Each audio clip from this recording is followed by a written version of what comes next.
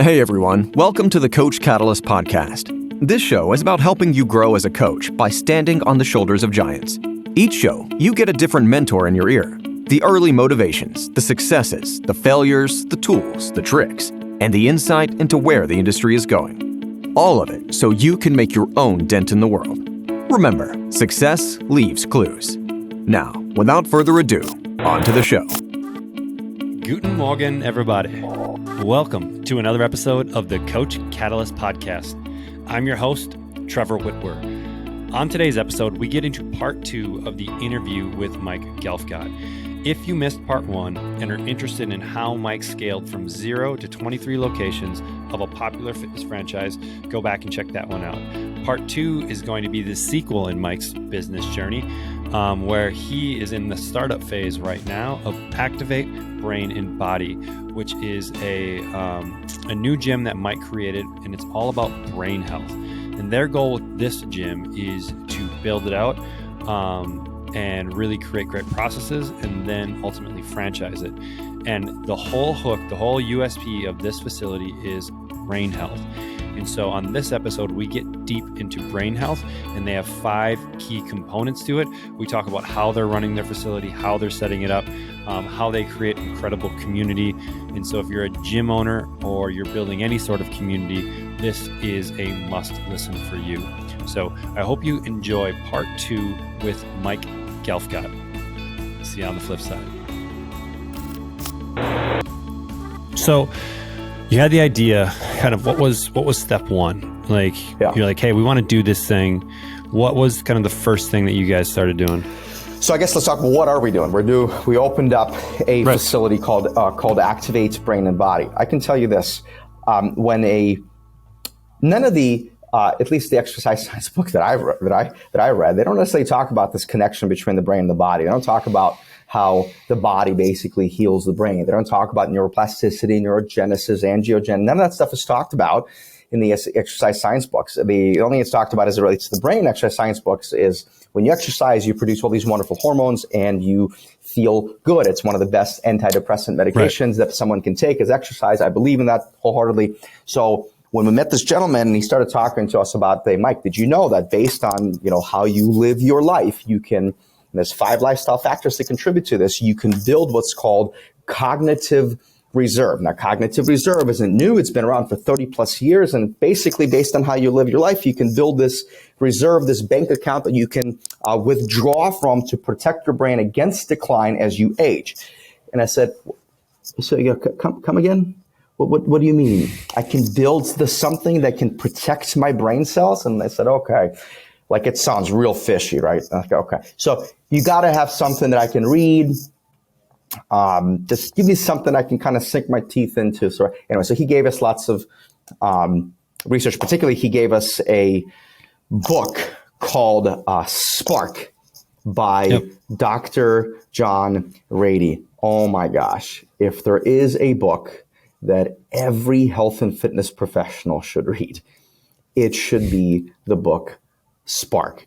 Quote unquote, it will spark you or ignite you in ways that you didn't think were possible. In a sense of, it'll give you more language. It'll inspire you and motivate you to talk to people about exercise in ways that you probably have not, which, all selling is a transference of a feeling, of an emotion, right? And if as a sales guy, you can be just a bit more enthusiastic about what you're talking about, that energy alone will carry you through and people will buy from you, right? So my point is it'll guarantee to close more deals. But from a brain and an exercise angle, it's a wonderful, wonderful book. So that was really the book that, for me at least, kind of opened up my eyes as, oh my gosh, so there's no facility that basically focuses on brain health. Like, exercise in general, we know is good for the brain, right? It promotes blood flow to the brain. That's wonderful. Helps you, you're already building new brain cells every day. Exercise helps you promote the building of new brain cells through a process called neurogenesis. So that's good. However, when you exercise a certain way, particularly when you do what are called dual tasking exercises, which is what our programming is basically filled with. So dual tasking is three things. Dual tasking, it's a cognitive thing, it's a physical thing, and it's your brain's ability to divide attention between the cognitive and the physical while the two are being done independently and measured. Let's put it this way, right? So, for example, in our programming, like every 90 seconds to 2 minutes, people will come up to different technology and they'll play different brain games. Maybe, and one of the brain games may be seeking a certain letter in the alphabet while marching at a certain pace at the same time. So your brain has to calculate and figure out what needs to happen at the board while keeping you marching at the same time. So dual tasking has been shown to improve the function of the brain.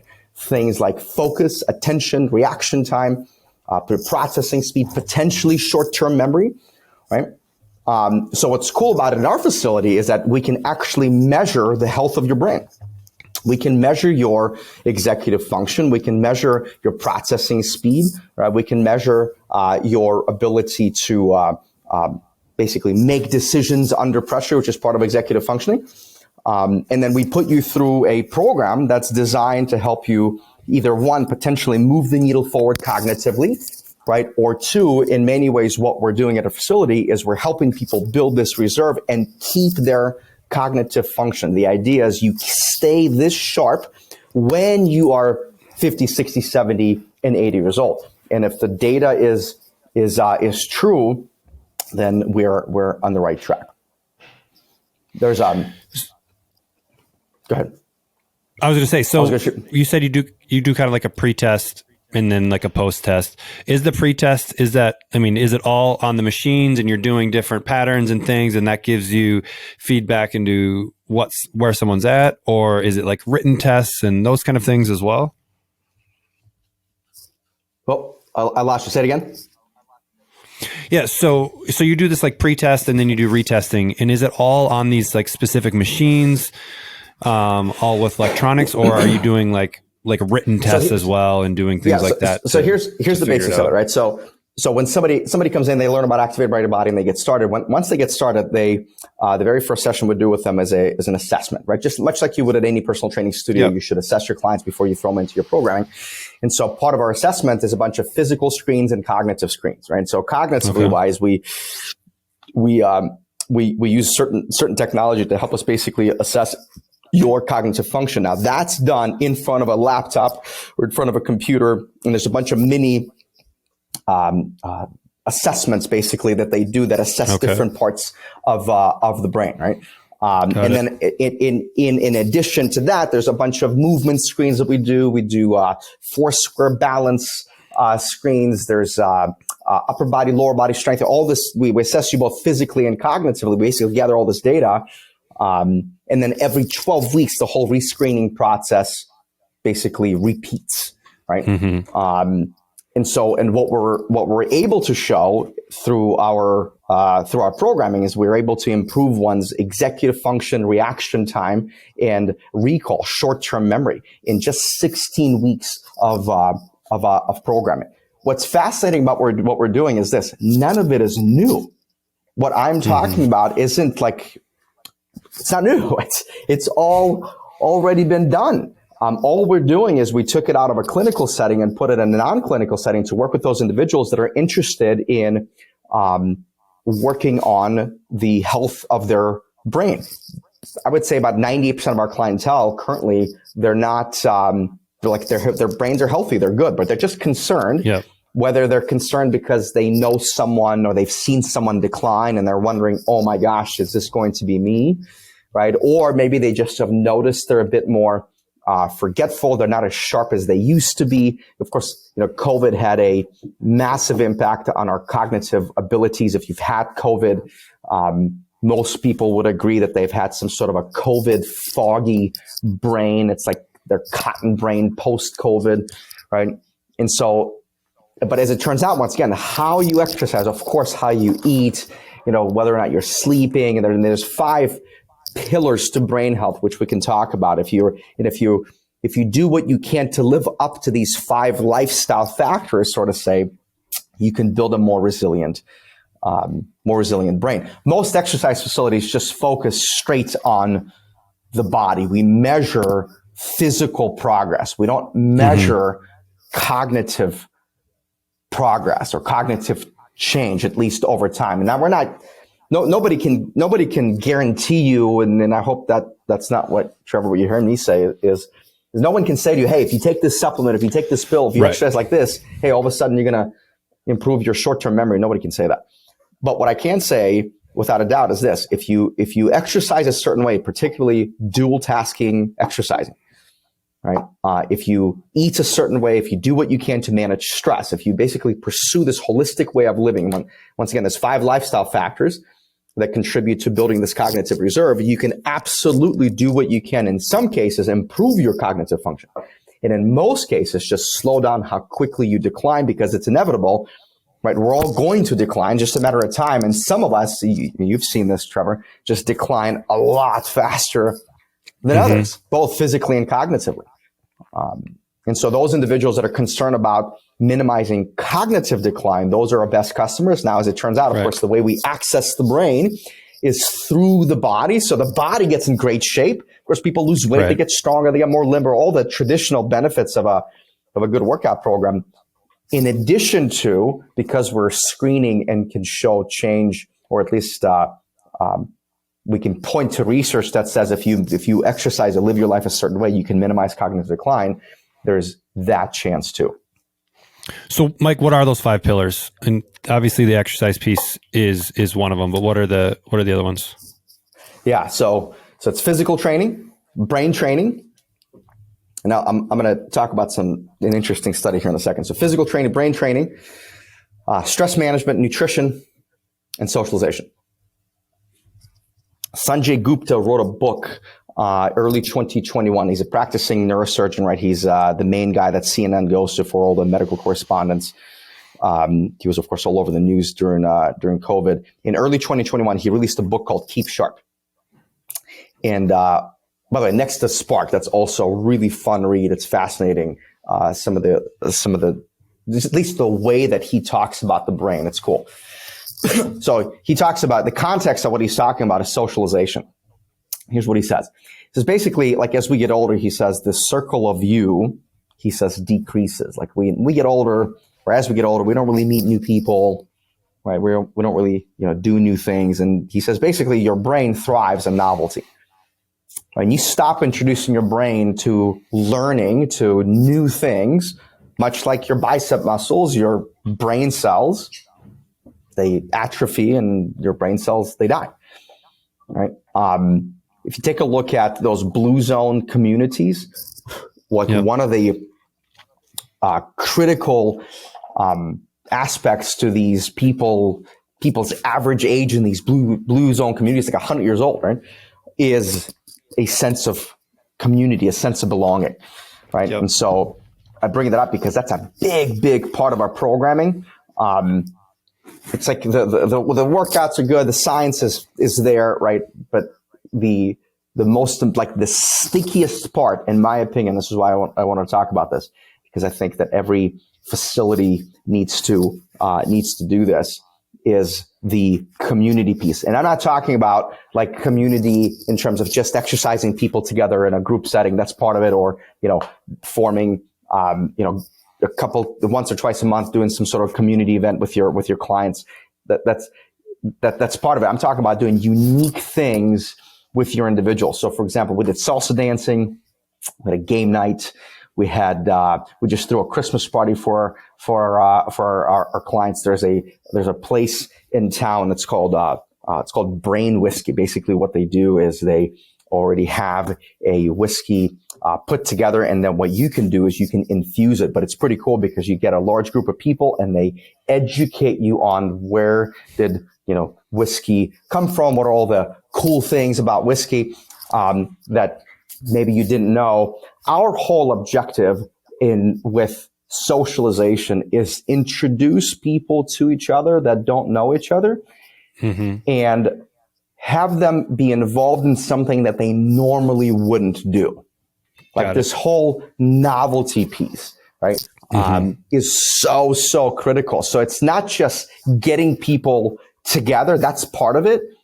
But to me, the most important part of it is as we gather together, people together, what are we going to do that they normally wouldn't necessarily do on their own? Let's play games that they normally wouldn't play on their own, and particularly put people in groups that don't necessarily know each other. What's cool is they love it. It's fun. Clients love it. It's so fun. As a gym owner, Coach Catalyst is the key to having low turnover. For several years, I struggled and spent 10 to 20 hours a week communicating with clients via phone calls, Facebook Messenger, email, and text messages. I had tried everything to make my life more efficient.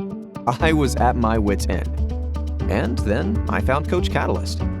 Since starting the software, I have found a life again, and my clients are thanking me for being so involved in their fitness life. I've cut my daily commitment to interacting with over 300 clients to under 15 minutes a day and have streamlined my 6-week challenges. I couldn't recommend it more. I just don't know if I would even be here today if it wasn't for Coach Catalyst. If you don't have an account already, you're missing out and not helping the people you could be. And I mean, So you're cool. working with an older demographic. So you're kind of the 50 plus crowd, which is a demographic where, all right, you know, when you have young kids and your kids are going through school, many times you're friends with your kids' friends and you're going through sports and all of that. And you have those social circles. And then when kids go off to college or they're done with college and they move on, you kind of lose a lot of those connections that you had during, you know, those 20 years. And now all of a sudden you're maybe in retirement and things have changed. People have moved and you don't have those social circles. And so this is a sweet opportunity for them to really get connected with people that are also interested in the same stuff. You're interested in fitness, you're interested in longevity, you're interested in having some fun. One thing I'm curious about, so people have a membership to Activate, right? They're paying for the fitness and all the information and everything that you guys are providing for them. For these extra social events, do you guys pay for these at Activate, or is it kind of like, you know, it's like 25, we're going to organize everything and it's $25 a person? How do you kind of balance that from a business standpoint and also from a social community standpoint? Yeah, it depends. So the whiskey, the brain whiskey deal, right? That whole deal is roughly $40 per person. It's 2 hours worth of entertainment. So for that, we would be like a sign up sheet. Basically, people will sign up to go together, and they're on their own for that, right? Okay. Because that's for at least for that particular event. Now, it'll be the only paid event that our client would have paid for thus far, if that's the event we decide to do. But the part of growing a business, and I wish I would have been this intelligent when we had our previous locations, is to allocate a certain amount of dollars per client, basically, that you spend back on the client. And our budget, as we get bigger, will increase. But right now, that formula is about $1 per client, right? So every time we do member or client events, right, we spend roughly about $120 or so, because we have about 120 clients. Now, once again, as we have a bit more money, right, coming in, and we get more and more clientele, that budget will step up to probably around $2, $3, $4, $5 per client. Imagine if it's just even $3 per client. You got 100 clients. That's $300 a month. That's a pretty decent sized party, right? You can put on for your clients. Right. You know who does that on a regular, consistent basis? No one. Right. No one. And so your clients will remember that. They will appreciate that. We just had a Christmas party and our clients. We spent a good amount of cash, and we had, I don't know, about 40 or so clients plus ones that they brought somebody with. It was awesome. It was so cool. It didn't cost them a penny. They just came and enjoyed drinks and appetizers. What was awesome about it is their feedback and their response. But to me, that's how you build that sense of community. And now it sounds so basic. Just put on a Christmas party, but will you actually do it? Like, will you actually think it through? Will you actually, when it comes down to make a decision to purchase all the different appetizers, which we spent, almost $2,000 doing, will you actually fork out the cash to get it done. None of this is complicated, but when it comes to the brain health, what the brain health books tell us is that we need to be able to forge relationships with people, hopefully around events that they're not very good at doing, whether it's salsa dancing, for example. Yeah. Right. Interesting. You bring it like we are. I mean, our average client is 57 years old. And, for the most part, kids are grown. A lot of folks have certainly retired. But what's interesting is if you retire, your kids are out. Basically, you're right. You don't really hang out with those social networks anymore. So you better have another social network to plug yourself into. It's an interesting age to work with. A lot of individuals have friends that are just not healthy. They're not well, or they've already passed away because they're not well. And so a lot of these individuals are very motivated to do what they can to not end up like, Bob or Sandy, whose health is declining, or they've just passed away last month. So yeah, I mean, that sense of belonging, that sense of community, to give people that option to basically become part of our community is a big deal. Yeah. Right. So, I mean, out of these 5 pillars, that's community. The physical one is obvious, right? People are coming in, they're working out, they're moving their bodies. You're doing the dual tasking stuff. So with the dual tasking, would that kind of play into the brain element as well, right, where that'd be kind of physical and brain? Or is there specific stuff with brain that you guys are doing, like Sudoku puzzles or, whatever? Yeah. So interesting. Whenever we talk about the brain, that's typically where people go to, like Sudoku puzzles or crossword puzzles. So I guess let me give you, here's the basics of brain science as it relates to function. So step 1, you got to get your heart rate up. Dr. Rady in his book Spark, he talks about moderate intense physical activity. And moderate is defined as somewhere between 65 to 75% of max. Moderate intense physical activity is good for the brain because it pumps blood flow to the brain.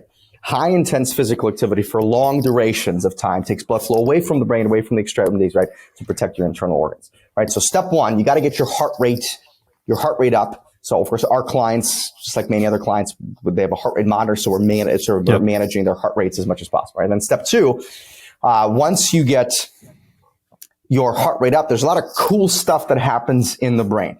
Your brain, my brain, produces what's called the BDNF, brain-derived neurotrophic factor, right? There's a lot of cool stuff, like I said, happens, but BDNF is the coolest thing that happens in the brain. In fact, if you take a look at brains who have been impaired or cognitive decline, you'll see lower levels of BDNF, and there's ways to measure it. I'm not sure how you would measure one's BDNF, but all this data and all this research shows us that you can measure one's levels of BDNF. It's very interesting. But what happens is this: heart rate is up. You're producing BDNF. BDNF, there's a lot of reasons why BDNF is good. One of the main reasons is because it helps you and I bind brain cells together and helps us basically merge brain cells together. It's like miracle grow for brain cells, right? And so here's the deal. So far, what I've described is nothing is special. You can get your heart rate up by just simply walking, and your BDNF is being produced. Here's the deal. The only way your brain cells, my brain cells, will actually wire together, think about this, is if you are, while your BDNF is at its peak, you are introducing yourself to learning. Otherwise, there's no reason for brain cells to merge with one another because you're not acquiring any new skills. Does that make sense? You're not doing anything that you're not already very good at doing. So our programming, yes, is very functional in nature. Like our weights are filled with water as opposed to cast iron. It's wild swinging kettlebells that are filled with sand and water versus cast iron. It's really interesting.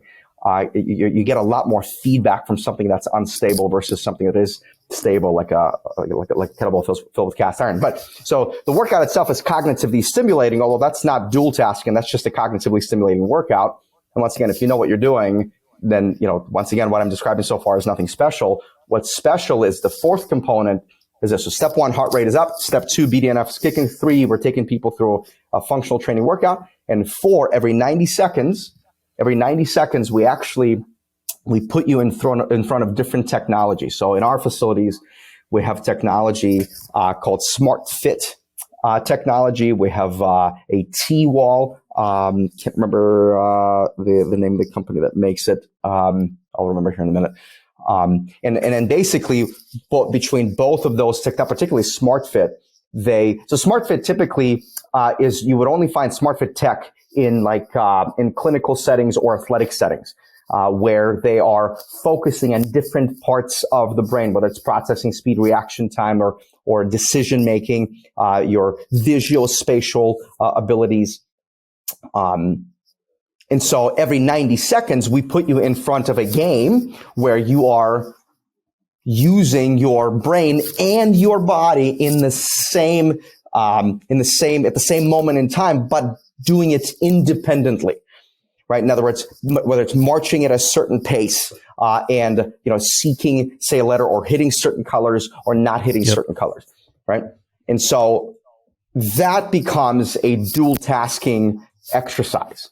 Right. And so what brain science tells us this, as long as your heart rate is up, you're pumping BDNF, and you're doing some sort of physical training. So for us, the physical training is the functional training. If you introduce learning basically while you're moving, thinking and moving, that type of dual tasking exercising has the potential to change and rewire your brain.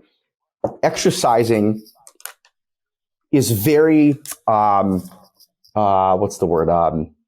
Like your brain has neuroplasticity. You're not born, right, with a certain amount of brain cells. Just because you're not good at something doesn't mean you'll never be good at it. We've seen many people recover from strokes to the point where you can't even tell that they had a stroke. How's that possible, right? Especially if your brain cells die, right? How's it possible for you to not be able to write with your hand, and then a year later you're able to, write? What happened? Well, the reason why that's possible is because your brain has plasticity. And so what we're doing at our facilities, we're leveraging plasticity, and we have a way to measure it. Right. And then over time, as long as we stay consistent with that type of exercise, and we can really either one, enhance one's cognition, or two, what we're banking on is to minimize how quickly one declines. Right. Right. And there's an issue. So you mentioned Sudoku puzzles and crossword puzzles. One of the biggest challenges with Sudoku puzzles and crossword puzzles is one, there is a pattern. And once you figure out the pattern, Trevor, it's no longer novel. And if it's no longer novel, you're not stimulating your brain as much as you need to. And then two, you're not really promoting BDNF or neurogenesis because your heart rate isn't up.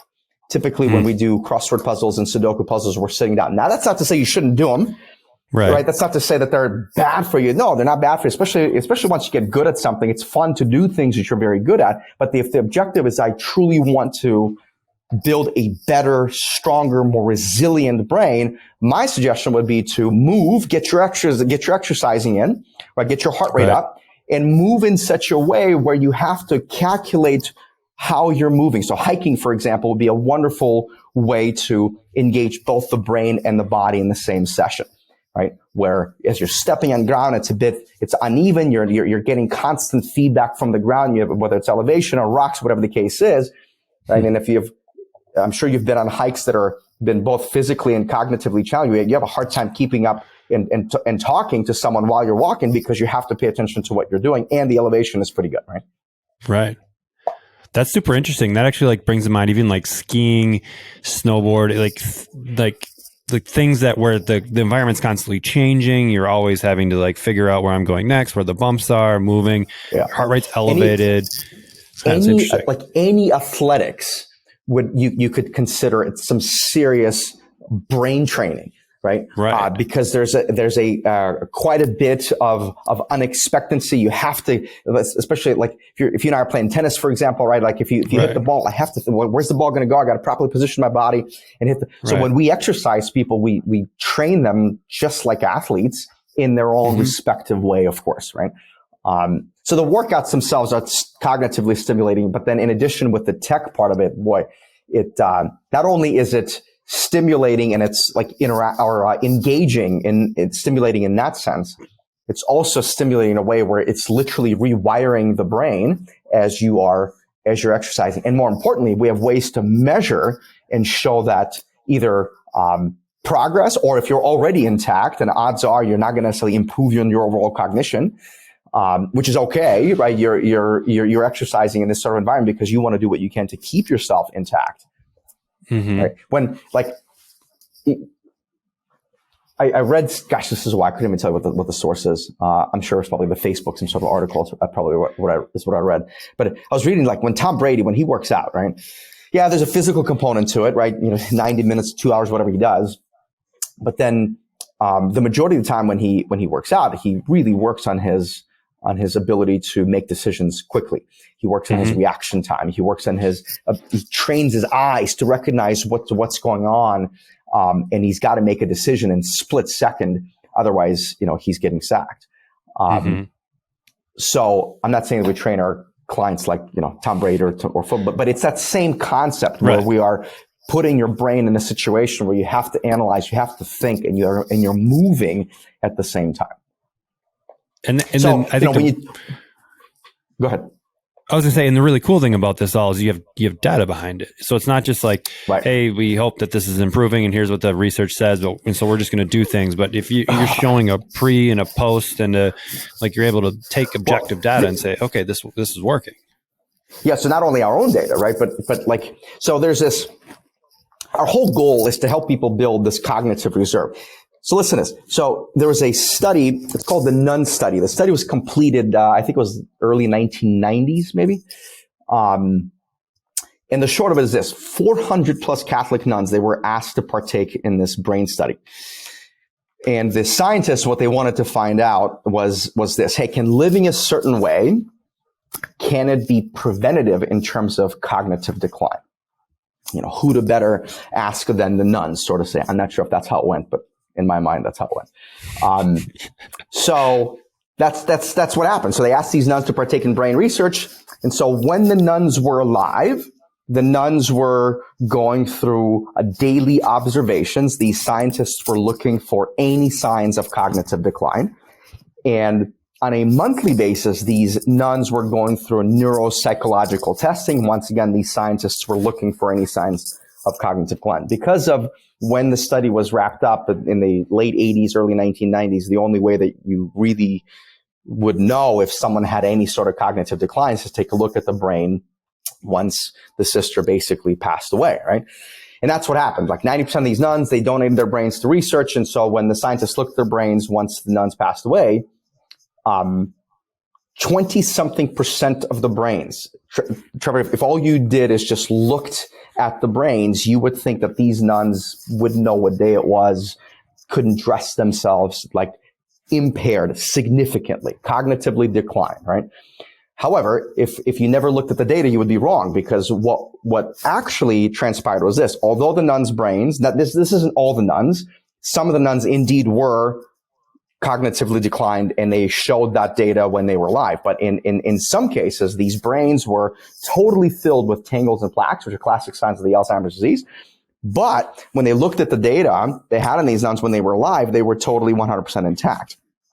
Right. And so that's the part that didn't make any sense. And one of the sisters, her name is Sister Bernadette. Of course, her name would be Sister Bernadette, because that sounds like a Catholic nun, right? So her brain was the worst in the amount of tangles and plaques. However, she was like teaching into her late 90s. She was, sharp as a tack, as the study says. And so that's the part that didn't make any sense. Well, how's it possible that these brains look the way that they do? However, these nuns showed no signs of any sort of decline. And this is clinical data. This is clinical research, right? And the only explanation is, which is part and parcel why they wanted to study these nuns to begin with, well, let's take a look at the way that these nuns lived. And they basically looked at these 5 lifestyle factors, right? Were the nuns moving? Were they staying active? 2, were they stimulating their brains? What were they learning, right? These nuns were teaching all day long, right? They were constantly acquiring information. What were they eating? Were they socializing? And how were they managing stress, right? And so this concept, this 30-year-old neuroscience concept of cognitive reserve is really what we're trying to accomplish and live up to, basically what the nun study had talked about. So when you're saying that there's data behind it, yeah, not only our own personal data, of course, we need to continue to further prove what we're doing in our facility, but also take a look at all the other data that existed prior to us even coming up with this particular. But we didn't come up with any. All we did is we looked at the data, what the data already said, and we just extrapolated information, took it out of a clinical setting to work with people that are not necessarily cognitively declined, but are interested in building a better, healthier brain. It's like if you're going to exercise anyway, wouldn't you rather do it in a way that also benefits the brain? Like knowing what I know now, like why would, anyway, it's so intriguing. I love it.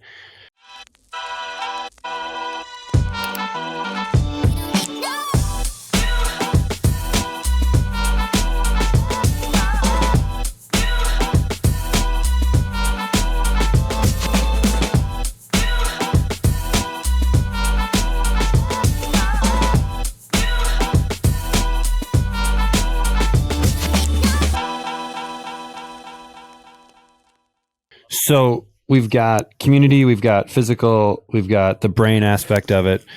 And then let's move into stress. How do you guys, because that's probably a little bit more challenging. Like, is that more of a teaching model where you're teaching people how to deal with it better, or are there strategies that you guys have around stress? Yeah, so clients get access to two different types of sessions at our facility. So that one of the sessions is called the cognitive circuit, which is basically where we do the brain training, the physical training, and what we combine the two, right? Because when you combine the two, the brain effects are enhanced as opposed to doing the two separately, right? And then clients also get access to what's called the FMR circuit, and FMR stands for flexibility, mobility, and relaxation. So the way that we help people both cognitively and physically relieve stress is like this. Cognitively, through breathing exercises. So we change the environment in our studio. We turn off the lights. We play completely different music. And basically, we would put people in a meditative state for the first 5 to 7 minutes and the last 5 to 7 minutes of the FMR circuit. We take people through breathing exercises to calm down the brain, to basically turn off the sympathetic nervous system, right, and turn on the parasympathetic nervous system. Lowers blood pressure, lowers anxiety, lowers people's stress hormones, stress response. And once we calm you down, sort of say, cognitively, then we start taking you through a bunch of corrective exercises using foam rollers and bands. We use stick mobility quite a bit. I'm sure you've heard of those guys. Those guys do great work. Anyways, we use a variety of tools, and then we take people through a bunch of movement and stretching exercises to release physical tension. A lot of us carry our stress in our bodies, right? So from a stress, there's two ways I look at stress. One, it's the cognitive and the physical perspective, which is the part that we can control at our facility, and all our clients get access to those sessions. Like people love the cognitive circuits, but the FMR sessions are like that's where people feel the best because they're so relaxed when they leave them. And of course, from a nutritional perspective, there's quite a bit that we can do to help people decrease inflammation. Here's the link between inflammation and the brain. Inflammation kills brain cells, basically, right? And so, although stress, healthy doses of stress is good, right? If there's a truck coming at you, you better get out of the way. And what's going to help you get out of the way is your stress mechanism, right? But then it needs to calm down. But it's systemic stress that we're really trying to address. And it's systemic stress that causes inflammation. Inflammation kills brain cells. Of course, nutritionally, we address that as much as possible by helping people adopt better overall healthier habits, getting rid of junk, right? And doing what we can to help people build a better, stronger, healthier gut. So a lot of the nutritional content, and at least the research and the data that we use to help people improve nutritional habits comes from the MIND diet, which is a combination of a Mediterranean hypertension diet. And there's some significant data that shows that eating more of a MIND diet sort of way can be, and has been shown to be, very cognitively enhancing, or you can minimize cognitive decline by eating a certain way, particularly when it comes to the MIND diet. I think the National Institute of Health, I was reading something that reported something 50% less likely to get any sort of cognitive decline if you are eating more of the MIND sort of a diet, right? So when we talk about, like I said, when we talk about stress, like there's two ways I look at stress. I look at it from a cognitive and a physical perspective. Once again, one we have direct control over. And then there's the nutritional perspective, which we coach and we help people as much as possible to adopt better, healthier habits. And the guidance there is anything that the Mind Diet says to do. So for the FMR classes, do you get people to show up? Because a lot of people look at exercise as like, I need to feel like I really got after it today in order to feel like I got my money's worth or I accomplished something, right? And so how have you been able to kind of flip the script a little bit and get people to understand that, hey, you need the opposite of, a stressful workout. You need that, activation of the parasympathetic nervous system to help enhance your progress. How do you guys get people to show up to that stuff? Because we've tried stuff in the past in our facilities, and it's just hard to get people to show up to the breathing, stress reduction. They're like, I'm too busy. I don't have enough time, and I don't feel like I'm going to get the benefit, because I'm not laying on the ground in a pool of sweat. I'm not going to say it's easy, although I will say we do have a high participation in our FMR sessions. I think at the end of the day, the reason why people, and it's just one of the reasons why I really love what we're doing, because in our previous business, it's hard to be a sense of authority, if you will, because everybody knows exercise. Come on, I used to play football. I know how to do bicep curls. What are you gonna? I'm bigger than you. What can you possibly teach me? So everybody thinks that they're an expert, and because they think that you're an expert, they don't really listen. Yeah. See, in our case, it's a little different because most people don't understand the brain. In fact, most people think that the brain is very complicated, and it is complicated. We try to simplify it as much as possible. But so in that regard, we are a much bigger sense of authority. So I think that's interesting thing to keep in mind. I think that's really helpful to us because everybody recognizes how people basically get dumber when they're stressed out. Everybody at one point has felt this way before they're unable to put the two sentences together because there's so much on your mind, right? But I think to be beyond that, I think what's important is when clients come to us, they're seeking a plan. And to me, a plan has some specific characteristics, right? A plan has a starting point, a plan has an ending point, all right? A plan has a goal, and a plan has some sort of a way to reassess how am I doing with the said goal. And so because part of our plan, it's built into the system, is for people to show up to at least 1 or 2 FMR sessions per week. For the most part, they show up. Right. I think one of the reasons they're showing up is because research and data is pretty clear. We do a pretty decent job in educating people that basically inflammation kills brain cells, one of the fastest ways to help yourself calm down and relax. And everybody knows that meditation is good, but nobody takes the time to meditate. So I think that's part of it, but I also think that the reason why clients are doing this is because it's on their way. It's on their journey, right? Your goal is to come in to do the cognitive circuit twice a week, FMR circuit once a week. What days are you going to come in? Let's plan it out for you, right? So I think that really helps. So from a structure standpoint, do you have certain days that are dedicated to cognitive days and then certain days that are dedicated to FMR days? Or do you kind of have them, split out throughout the day so someone, can kind of pick and choose? Yeah. So we try to do scheduling as much as possible with the clients. And the way that the schedule is set up is basically, so every plan includes at least a once a week access to the FMR session. So if you buy, once, twice a week cognitive circuit, you get access to once a week FMR circuit. Okay. Right. Unless somebody buys a 3 times a week program, then they get unlimited access to the FMR sessions. And we have a few of those people, not too many though. Right. So the way that the schedule is internally laid out is for us to properly and accordingly schedule people in at least twice a week cognitive and once a week FMR sessions. Now, people like if you buy twice a week cognitive circuit, for example, and once a week FMR circuit, so basically you're buying 3 sessions a week. The way that it normally works out is people will do on the back end of one of the cognitive circuit sessions, they'll do an FMR session, right? So if you come in, say at 10 to 11 cognitive, at 11 to 12, you do FMR. So you're here for 2 hours, but you don't have to come back here the third time you do it. So a lot of the schedule is where we try to do that as often as possible. We know that the average person is basically going to come into the facility no more than 9 times a month, no matter how much we like it, right?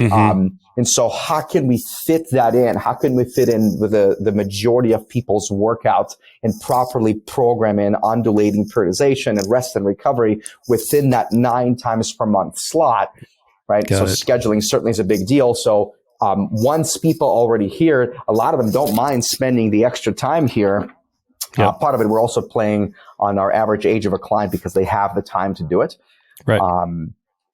And so that. So do you have them commit to times almost like personal training, or are you allowing them to just kind of like book their own sessions? No, so everyone has a plan on what they're supposed to be booking. So we'll show them, of course, we'll have them book a few sessions, and then we teach them how to book on their own. And then, one of the cadences and one of the weekly disciplines between the trainers is making sure that every client is actually booked out, for at least the next 4 weeks worth of workouts. And if they're not, then, the trainer texts or calls and make sure that you're booked out for sessions. But you have to, like as a trainer, you got to know, first of all, your client should be booked out. And 2, you need to know what is your occupancy rate sort of, per hour, right? What is your attendance rate, per hour? Which, we're actually switching systems because the current system we have doesn't give us a very clear way to define our attendance rate, which I think is a really important KPI to measure in your sessions, or in your business, personal training business. There's a direct link between usage of sessions and renewing of sessions. We sell a product that is supposed to be renewable, not all the time, but if you play your cards right, you should be able to get your clients to renew at least 7 or 8 out of 10 times. But there needs to be reasons why clients should renew. Just because the program is up, and your program is expired, so to say, or it's your last payment, that doesn't necessarily mean that they're going to renew their program. So how many people would be in a group at one time? 6. 6. Okay, so you cap it at 6. Yep. So the cognitive circuit sessions, those are capped at 6, and the FMR sessions we can it's easier to coach the FMR sessions, because once I show you a certain movement or a certain position I need you to be in as far as stretching wise, most people get it, and those people, the few that struggle with it, it's a lot easier for us to then to come over and give them some assistance. But in the cognitive circuits, they'll no more than 6. Yeah. So, when you're doing these cognitive circuits, right? I've looked at the smart fit boards. Like, these things aren't cheap, right? Like, no. This isn't just like a $500 piece of equipment. We're talking about tens of thousands of dollars, right? Right. And so, like, your facility, you probably don't have one for each person, or maybe you do. No. So how do you structure it so that every 90 seconds, is it just kind of you stagger the workouts in a way where people are hitting this board then at different times, or do you have a board for everybody? So there's none. Yeah, financially it doesn't make any sense, nor do you even need it for a logistical perspective. But we have two bays. Each bay is, roughly, call it 900 to 1,000 square feet. So in each bay has the Smart Fit board and Smart Fit pods. Pods, they're like striking pods, which gives you a lot more ability to program different agility exercises. You got to remember this. So for us, because our first studio, our goal is to franchise this whole thing. In many ways, this is a testing, like a laboratory site for us. Going forward, every bay is going to have 2 Smart Fit boards. Because we have a total of 3 Smart Fit boards, and one of them is attached to the wall, and the other one you can move basically around the facility. And so that works really well when you have two smart fit boards in every way. But the way that it works out is that every roughly 90 seconds to 2 minutes, people get up to the smart fit board to play a brain game. So when the workout starts, like we train it just like a small group training session. It's not it's not a circuit. When people get out of the evaluation, they basically, there's a certain way that they fit into our programming. And when we show them exercise, they only do their level of exercise. Right. And when the workout begins, you've got, let's say 18 minutes to complete a certain amount of sets and reps. You go at your own pace. So I could be next to you and Mrs. Jones could be next to you, but we're not switching like stations for saying that you have your own lane. All the equipment is right there in front of you. And you literally have kind of like your own experience within the experience. You're working out, you're doing your own thing. And then we'll say, hey, Trevor, when you get finished with your set, you're up at the smart fit board. So Trevor finishes with his set, whatever he's doing, walks over to the board, does his thing, comes back over to his station to finish up his workout. Right. So you found like basically 2 smart fit boards per 3 people. Is that when you say a pod? Is that 3 people or like 3 people on one side kind of thing? That would be if we do that, then we can get people to the smart fit board more frequently throughout the workout. But remember, the workout, like I don't need a smart fit board to create a dual tasking environment. You can do it manually too, and sometimes we do that, right? But yes, in terms of what we would like to create and going forward, there's a lot of lessons to be learned from this particular studio. Is that it would make programming, it would make it a lot easier for us to program even better if we had 2 smart fit boards in every bed. Right. Yep. What would be an example of, let's say you don't have a smart fit board or you're just kind of a personal trainer and you want to implement some dual tasking into your programming? What could be some activities that you've had experience with that work well logistically to execute?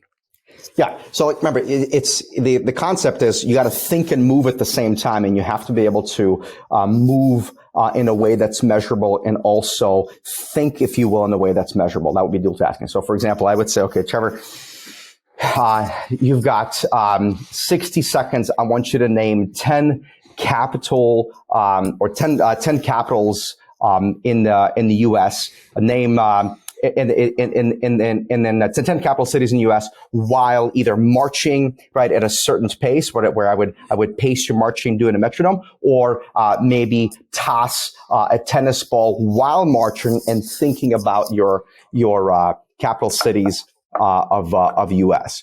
Right? I mean, it's wild. It makes your brain itch. Like, it's so interesting, right? And it's so engaging, right? It's just different. It's fun. Right. It makes the workout go by quicker. And you still get the physical component. We'll still bust our butts with, all sorts of, functional training stuff and, all the stuff that you normally would do with in a properly structured workout program. We just incorporate quite a bit of brain training. Right. I love it. As a coach that runs challenges, I needed my life back. I had stuff all over the place. A Facebook group for community interaction, Google Sheets for check-ins and measurements, and was drowning in email communication. As my challenges grew past just a handful of people, I started to notice clients were falling through the cracks. I began researching virtual assistants because I just couldn't manage it all. And truthfully, the client experience was going down the drain. Luckily, a friend recommended Coach Catalyst and just told me to trust her. I'm sure glad I did. Now I can run my challenges with 2 or 200 clients with just a few clicks. The lessons get delivered on the right days, the accountability happens automatically, and most importantly, the communication is all in one spot. I even created 2 new challenges from the Coach Catalyst library. Best part, didn't have to change a thing. I used to spend 15 minutes just trying to log into all the apps I needed. Now I log in and my dashboard tells me who needs a shout out and who needs a kick in the butt in about 15 seconds. I feel like a huge weight is lifted off of my shoulders. I can finally spend my time coaching again instead of worrying about all the admin work. Do your brain a favor and get Coach Catalyst. Yeah, that's awesome. I love it. And then let's touch on the nutrition piece. So with nutrition, do you have like special sessions during the week that they can attend for education? Do you do like email drip sequences? Do you guys use an app? Like, how do you guys handle the nutrition side of things inside of your facility? Yeah, so I mean that's the part we're definitely tightening it up more, particularly around the accountability part of it. It needs to be delivered better. That was actually what I was working on this morning. Ultimately, it will be a deal where we do weekly accountability in terms of virtual calls. There'll be personalized messages based on responses that we get from people. Based on whatever work that they were required to do the week prior to that. And we would deliver, and of course there's a Facebook group that connects us all, but the nutritional component is something that we need to tighten up and do a better job in general delivering. We had a plan when we were putting this whole thing together, and then that plan fell through. So, you gotta figure out a different plan. So that's what we're basically working on right now. And when you're talking about nutrition with brain health, you said the mind diet, and it's kind of this combination of both Mediterranean, which probably a lot of people have heard of, but the hypertensive diet, probably most people aren't as familiar as like, what are the qualities of that? So what are the qualities of like the hypertensive diet? It's all the stuff that we already know, right? So it's like no processed food, low sodium sort of foods, right? Stay away, which, I'm about to say something, but I mean, you could play to it or not play to it, but stay away from red meat because it's got more, cholesterol. But then again, the majority of the cholesterol your body produces is something that you produce. So the question is, what makes my body produce cholesterol? It's not really dietary cholesterol I consume. But that's really whole foods, staying away from sodium types of stuff, or preserved sort of foods. Like eat more holistic sort of ways of eating. Basically, if it grows from the ground, that's safe to eat type of deal. There's nothing like if you've been eating well, or at least you understand what it's like to eat well. There's nothing special about that way. It's just the way that you should eat anyway. But the average American doesn't do that. Right. Nothing magical, basically. Like it's no. Good nutrition is good nutrition, right? Good nutrition is good nutrition. That's right. What I'm curious about, and you've done loads of research on this, and you read a lot. Is there anything out there on like the impact of different aspects, right? So if we look at these 5 components, is there a certain component that has more impact than other ones, or has more, you know what I mean? Like, if I am in good shape and I do a lot of cognitive training and I do this dual tasking, can I get 60% of the way there or get 60% of the benefit? Do you have anything in with that, with regards to that? Yeah, so if I were to pull only, 2 levers, right? Yeah. Not all of them. If I were just to pull, so here's something interesting. So there's a study out there. It's called the Finger Study, FINGER. So I wish I could tell you I remember what the Finger Study stands for, but it's the Finger Study. It was done between 2009 and 2011. I think it was 1,100 or so people finished the study. And here's why I'm bringing up this study. This will answer your question. But basically, what they did was there's 2 groups. Group A got Mediterranean dietary advice. Group A did selectorized strength training, right? And then Group A did post-workout. They did cycling, and then immediately after the workout, they were engaged in learning. So in other words, that group, the physical activity, both strength training and the physical training, or on the cardiovascular training, was independent of brain training. So we're combining the two because the more later research showed that when you combine the two in a dual tasking fashion, the benefits are enhanced because you're capitalizing on the high levels of BDNF while you are exercising. Right? Okay. So basically they did 4 things, right? 3 things. They Mediterranean diet, they did physical and strength training, and then post physical activity did learning. And then Group B basically got, advice on eating better and exercising. Group A, over a period of 2 years, improved executive function by, I think it was 80 something percent, and processing speed by 150%. Right. Okay. So So if I were to say that's diet alone, right? That's just diet. That's diet. And that's strength training, cardiovascular training, and basically brain training. But what I'm saying is this particular study did the brain training separate of the strength training and the cardiovascular training, right? Okay. So if you're to ask me, like, which one of the levers, I would say change the way that you eat. Incorporate strength training and cardiovascular training as part of your workout program. And my gosh, if not during the workout, but engage in some sort of learning immediately post workout. So in Dr. Rady's book, Spark, he talks about Naperville School Project, where there was a project that Naperville schools did. It's called Project Zero. This is fascinating. So basically they got a bunch of kids to volunteer to do PE before school. Right. Mm-hmm. And then they tracked those kids' test scores. And of course, I can't remember the exact percentage, but those kids that did PE first thing in the morning and then they engaged in learning did better in testing than those kids that did not exercise and just went to school like an average kid does. Right. So, gosh. So if the question is, okay, if I really want to do what I can to maximize my brain function, what can I do? I would say change the way they eat, engage, whether it's physical or strength training or cardiovascular training. Each has benefits, but the biggest link to brain health is aerobic activity, cardiovascular activity, right? They're, for a variety of different reasons, some of which you and I already talked about, but I would say change the way you eat, do physical and engage in some sort of learning, right? Whether it's immediately after, right? But can I read a book while I'm cycling? You can read a book. First of all, I would challenge how hard you're actually to average your heart rate between say 65 and 75%. You still need to work. Like you still need to. Like, that's not an easy workout, right? Correct. But remember but in order you can read all you want. If you can't extrapolate information back, then you're not recalling, you're not remembering you're not really learning, right?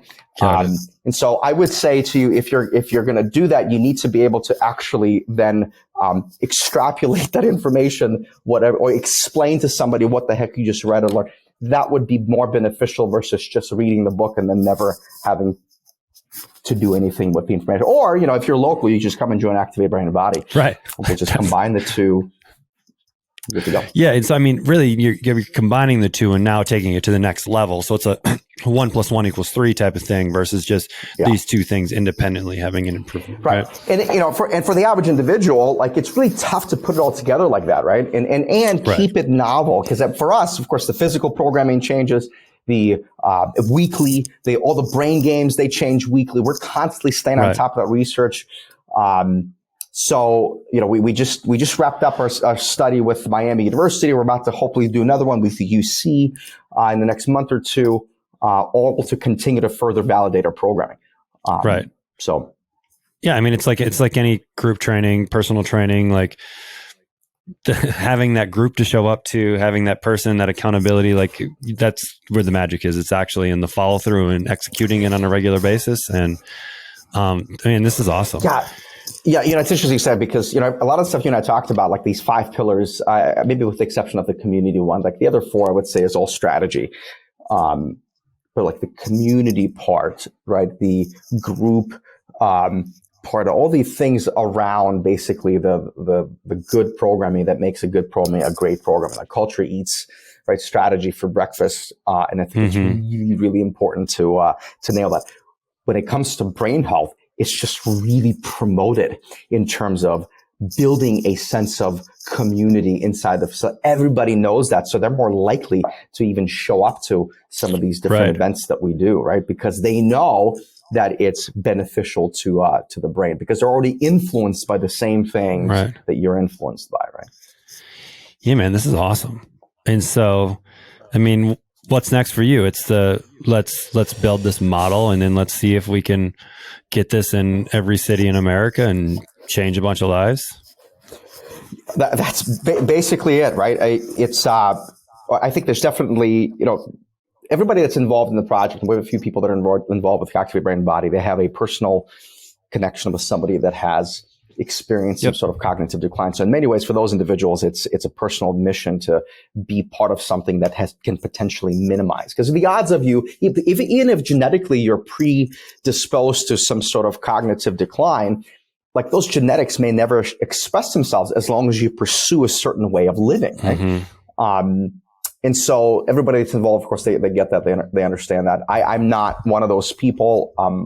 So it's interesting to me to see what happened. I volunteer at a local organization called the Giving Voice Foundation. They basically create a bunch of services for families who have a loved one that's cognitively declined. So I've had an opportunity to work with some of these individuals, and I could not imagine what it would be like to have your spouse basically that you've been married to for 20 plus years, and they're just basically a shell of an individual. So to be on the front end of this basically and pioneering and leading the fitness industry from that angle is fascinating, and it's so fun, and it's very motivating.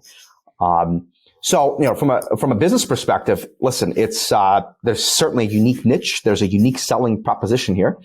Yes, our objective is to franchise, and by the third quarter of 2023, we'll have at least 2, maybe 3 locations, but those will be corporately owned, not necessarily franchised. We need to show that we can scale, which we've done that before in our previous endeavor. So I have no doubt that we can do that. But it's still you gotta show, and then once that happens, it's off to the races, man. Yeah, this is awesome. Super fascinating. And you can just listening to you talk about it, like you're getting excited, it's passionate. That just doesn't even feel like you're working anymore, right? It's like you're just having fun, changing some lives. It's I'm telling you, like when I read the Nun study, the Finger study, when I read Spark and, Sanjay Gupta's book, and there's like 2 or 3 other books, and I keep reading this research because, the clinical psychologist, and plus we just got, her name is Dr. Rana Shatz. She's in charge of UC Neurology at University of Cincinnati. She just joined our advisory, so I'm looking forward to working, with her. But as I get all this stuff in front of me, it's just fascinating what can be done. And the more you understand it, and the more you look to see what we're actually doing in the facility, we are literally rewiring people's brains. And the fact that is possible and it can happen just gives those people that didn't think it could happen tremendous amount of hope. It's easy to be excited about something like that, as opposed to nothing wrong with selling, weight loss programs. Like it's all good. You're certainly making an impact in someone's life who's, 35, 40 years old. But boy, somebody who's a little bit older, and you can now help them potentially, improve their brain function so they can continue to play with their grandkids, or at least keep them as intact as they are now into their late 80s. That's a whole different level, man. Yeah, this is awesome. And I'm super excited to kind of follow along on this journey, and you guys are going to do great things with this. So kudos to you guys for executing. This is awesome. Yeah. Thanks for saying that. Yeah. The executing part, I think, is the most important part. And that's the part we got to remember, because, complexity is the enemy of execution. And there's already quite a bit of complexity in what we're doing. That's right. If I were concerned about what we're doing, it's that right there. It's keeping it simple enough to execute, but certainly not be afraid to still go through into the weeds, sort of say, and make it intricate. Right. That's when you look at the franchise model, right? Like you need to be able to repeat it over and over and over again, hundreds of times, and have pretty much the same result. It's why like McDonald's doesn't make the best burger in the world, right? They just make the most consistent burger in the world. And so like, what you're going to get every single time. And so when that process is extremely complex, it's hard to repeat that over time. But I think you guys and your team and your leadership, you've had the unique perspective of, having done this for 15 years before and being able to see that and be in the trenches. So now you take all that experience from that experience and now bringing it into this, and you're just going to have a competitive advantage, right? Yeah. Interesting. We talked about partners earlier. I think one of the key ingredients, and I think in a successful partnerships, is to have partners that have a different skill set than you do. because I tend to make things complicated. I tend to make things like, I'll put like 10 different steps when there's probably, realistically you probably only need like 2 or 3. Right. And so, but that's okay. Like I don't mind being like that, because then when I present it to my other partners, they tend to simplify it. Right. And that's good. That's a good balance. Otherwise, you would never get off the ground, because you're trying to wait for the stars to line up, and it just won't happen, right? Yeah, you're better off shipping something that's 80% done, 80% complete, versus waiting until 100% complete. I couldn't agree more, man. Well, I mean, hey, this has been fun. I appreciate you hanging out. This has been awesome. So yeah, man, thanks for coming on. Yeah, thanks for having me. This is great. Good conversation as always. And so if people want to find out a little bit more about you, learn a little bit more about Activate, what are some of the good kind of social platforms, or where are you living in the internet? Yeah. So I'd say LinkedIn would probably be the best way to connect. Certainly Facebook, personally. And then our business, I would say, get on our websites and follow us. The website is activatebrainbody.com, and find us on Facebook at Activate Brain Body Cincinnati. Cool, man. I love it. Thanks for coming on. Thanks for having me. Thanks so much for listening to another episode of the Coach Catalyst podcast. If you are a coach looking to do more for your clients than just workouts, give Coach Catalyst a test drive. Try it for 14 days. Jump on call with your personal strategy coach, Ashley, and see how easy technology can be, all for free. Tell them Trevor sent you. Until next time, keep changing lives.